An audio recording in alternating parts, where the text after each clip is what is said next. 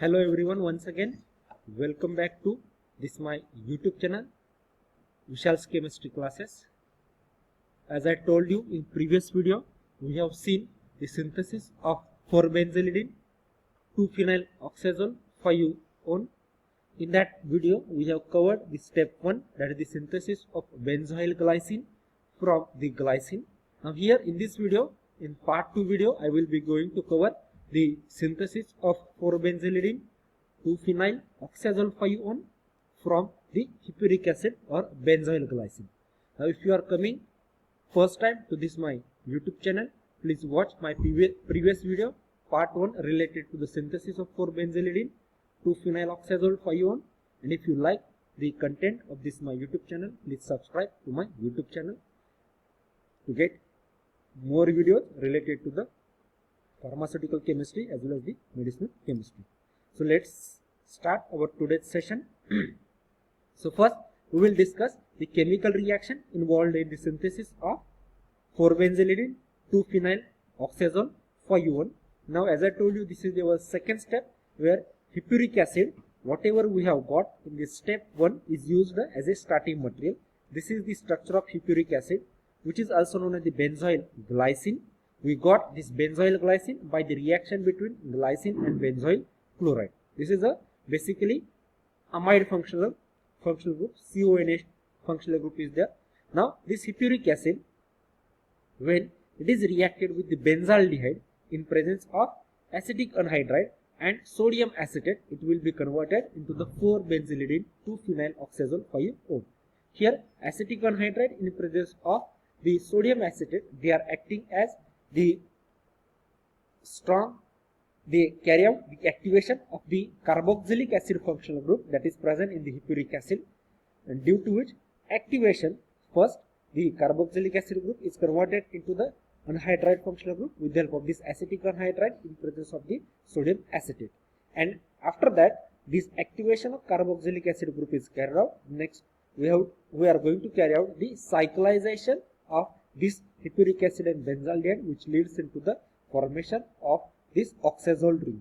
Now oxazole means what? It's a 5-membered ring containing oxygen atom and nitrogen atom as a heterocyclic nucleus at first and third position, and the only there is a presence of the 2 double bonds. That's why the name is ending with the OLE, that is the oxazole. And the if we carry out the numbering, the carbon number, first number is given to this oxygen, first preference is given to the oxygen, this will be your second, this will be your third, and at the fourth position there is a presence of benzylidene functional group. Benzylidene is nothing but the C6H5CH double bond. This is known as the benzylidene, and at the second position there is a presence of this phenyl. That's why this structure is known as the 4-benzylidene. This is your benzylidene 2-phenyl and oxazole 5-one. At the fifth position there is a presence of the oxygen atom or the ketone functional group. So this is about the chemical reaction and principle involved in the synthesis of this 4-benzylidene 2-phenyl oxazole 5-one. Next I am going to explain you what is the procedure involved in the synthesis of this 4-benzylidene 2-phenyl oxazole 5-one.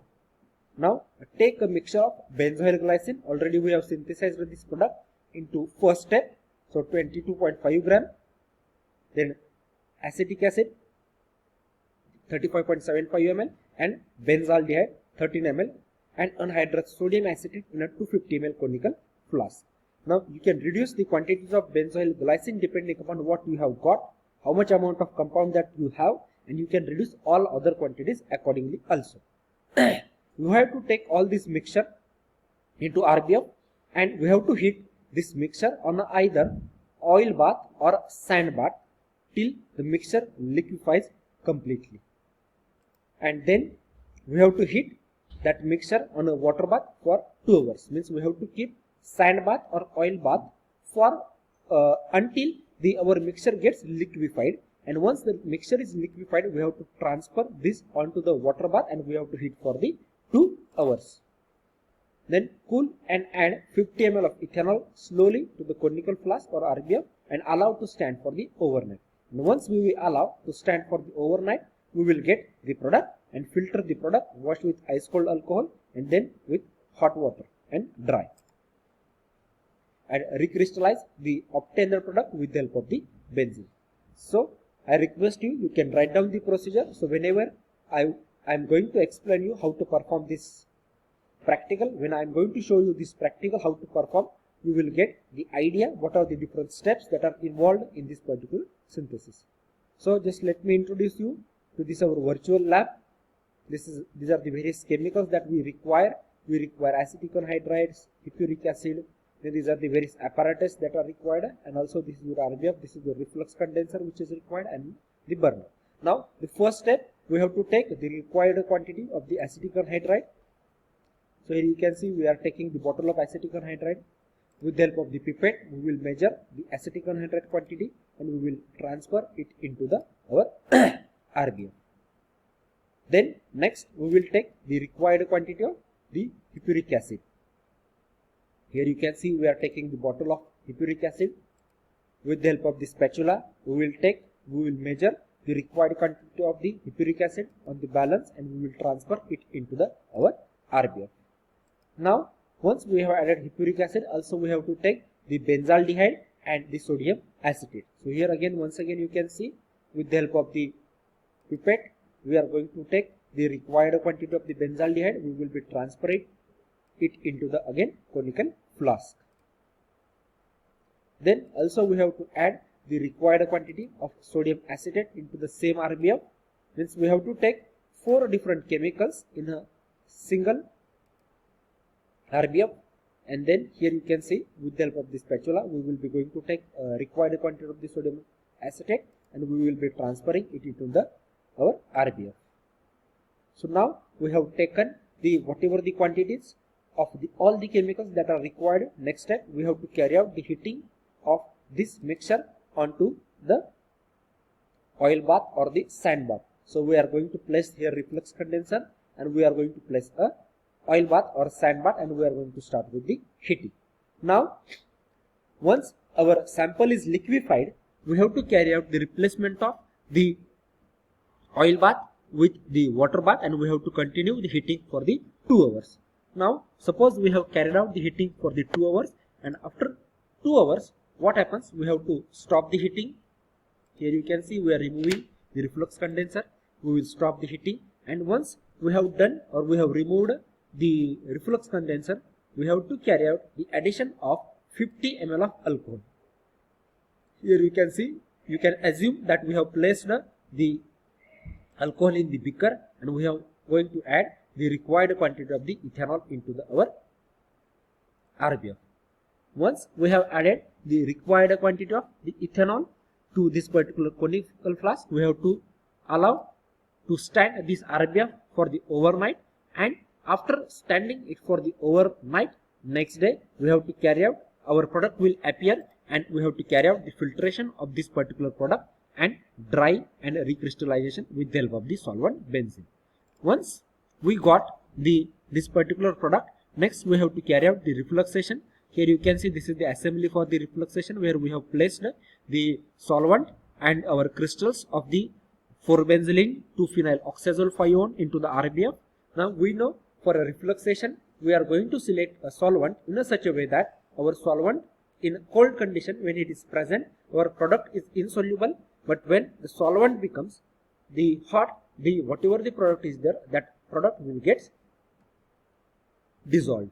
So here you can see we are going to place a burner, we are going to start the heating, and as soon as our solution becomes hot, our solids will be converted into the liquid, and when it is hot, then only we are going to carry out the transfer or filtration of that particular mixture. So that what happens, whatever the dissolved product is there, that will be going into the beaker. In this way we can carry out the separation of insoluble impurities from our product. And now once the solution becomes cool, after some time, whatever the product that is in a dissolved form, it will be again reprecipitated. So in this way we can carry out the recrystallization, which will improve our product quality and we will make it free from the impurities. Now once we got the product, recrystallizer product of the hippuric acid, we have to carry out the drying of the product into the oven and we have to determine the melting point of the dried product with the help of the Thiel's tube apparatus. So here this is the Thiel's tube apparatus which is used to measure the melting point of that particular product. Next, I will show you how to perform different calculations. Here, as you know, that we have converted in this synthesis this structure, that is the hippuric acid, into the 4-benzylidene 2-phenyl oxazole 5-one. Now first, for calculation of theoretical yield, we have to calculate the molecular formula. So molecular formula of hippuric acid is C9H9O3N, and the molecular formula of 4-benzylidene 2-phenyl oxazole 5-one is C16H11O2N. If we convert this into the molecular weight, it is 179 and it is a 249. What is the meaning of this? If we take 179 gram of hippuric acid, we will get 249 gram of 4-benzylidene 2-phenyl oxazole 5-one. Now suppose we have taken the 5 gram of hippuric acid as a starting material, we will assume that we are getting X gram of 4-benzylidene 2-phenyl oxazole 5-one. Now by cross multiplication we can calculate the value of the X, that is equal to 249 into 5 divided by 179. So that is equal to, if we solve this, we will get 6.95 gram. So this will be our theoretical yield. So theoretical yield is 6.95 gram. Then practical yield. Practical yield, suppose we will get the 3.5 gram. Means after performing this practical, we will get how much amount of the product, how much weight of that particular product is obtained. So next, percentage yield can be calculated by using formula practical yield divided by theoretical yield into 100. So 3.5 divided by 6.95 into 100, that is equal to 50% weight by weight. Approximate, we will get the 50% of the yield. So this results can be tabulated in the form of theoretical yield is equal to 6.95 gram, practical yield is equal to 3.5 gram, percentage yield is equal to 50% weight by weight, and then melting point is equal to 168 degree Celsius. So in this way we can perform the synthesis of 4-benzylidene 2-phenyl oxazole 5-one. So thank you. If you like the content of this my YouTube channel, please like my videos, share with your friends and subscribe to my YouTube channel. Thank you.